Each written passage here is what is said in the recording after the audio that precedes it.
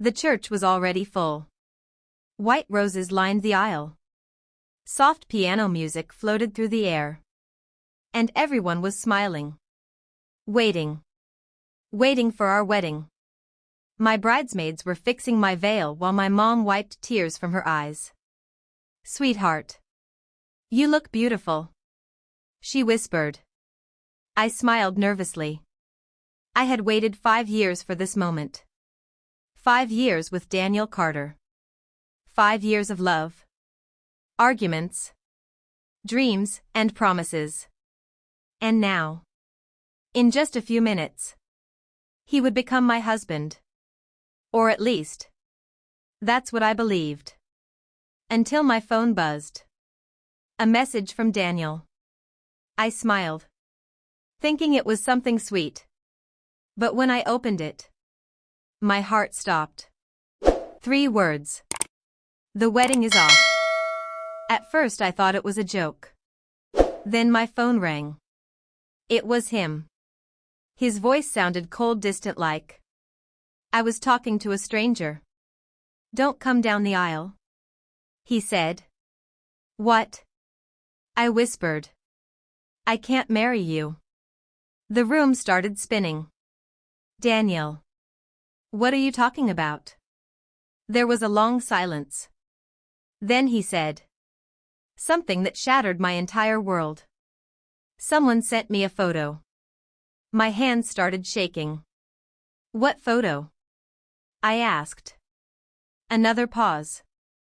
Then he said quietly, "A photo of you kissing another man." The words hit me like a punch. "What?" But he had already hung up. I stood frozen in the bridal room while my bridesmaids stared at me. "What happened?" one of them asked. I couldn't breathe.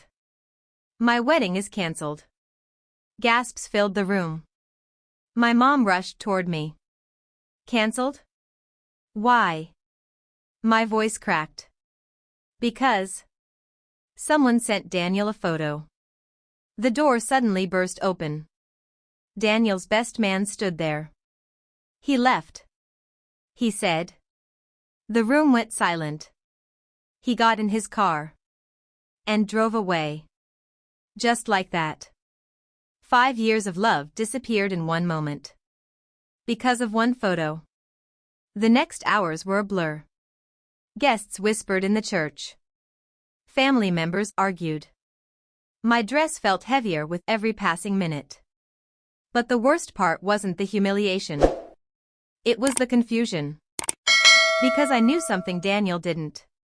The photo was impossible. I had never cheated on him. Never. Not once. So who sent the photo? And more importantly, who was the man in it? 2 days later, I finally received the photo. Daniel's sister secretly sent it to me. When I opened it, my stomach dropped. It was me. Or at least, it looked like me. The woman in the picture had my hair, my face, my smile.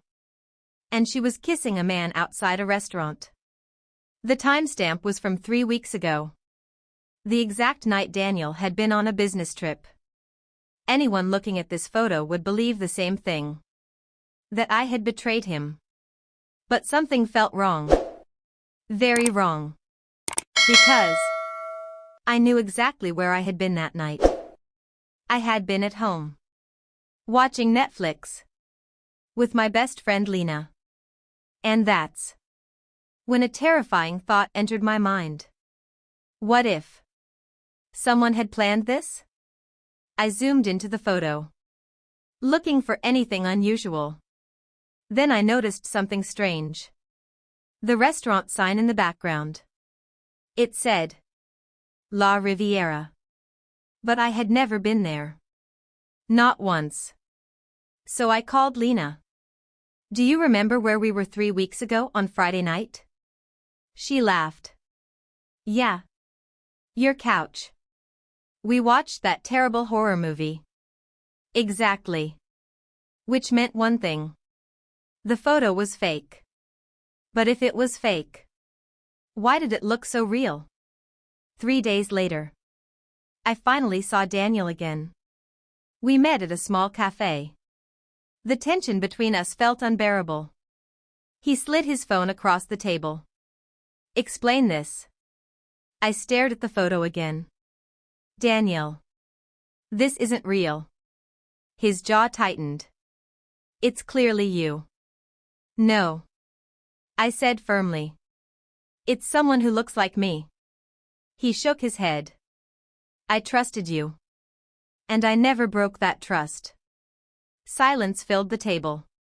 Then I asked the question that had been haunting me. Who sent you the photo? Daniel hesitated. Then he answered. An anonymous number. That's when my stomach dropped again. Because suddenly, this wasn't just a misunderstanding. It was something much darker. Someone wanted to destroy our wedding. The breakthrough came a week later.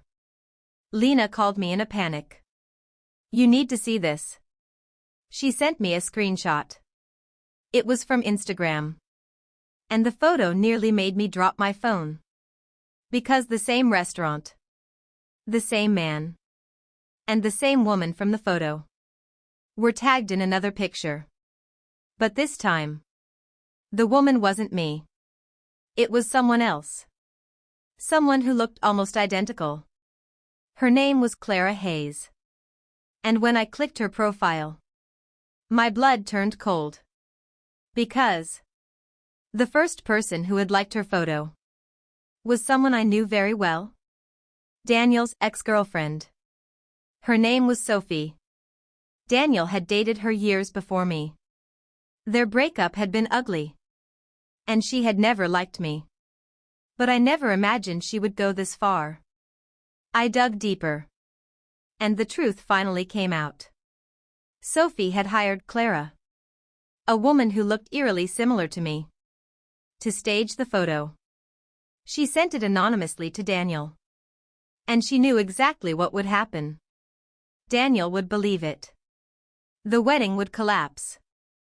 And our relationship would be destroyed. But what Sophie didn't expect was that I would find out the truth. Daniel arrived at my apartment that night. I showed him everything. Clara. The Instagram posts. The connection to Sophie. The color drained from his face. You're saying the photo was staged? Yes. His voice cracked. Oh my God. 5 minutes later, he whispered the words I had waited weeks to hear. I'm so sorry. But something inside me had already changed.